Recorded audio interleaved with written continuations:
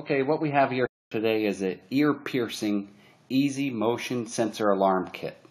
Comes with a remote control like this on a keychain. I have it mounted to my wall.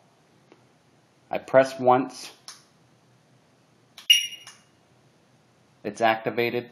The LED light turns green for about 20 seconds to give you time enough to leave or enter your home.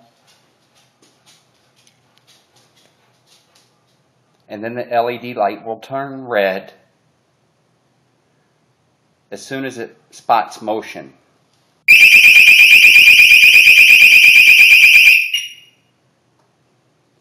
And that's how it works.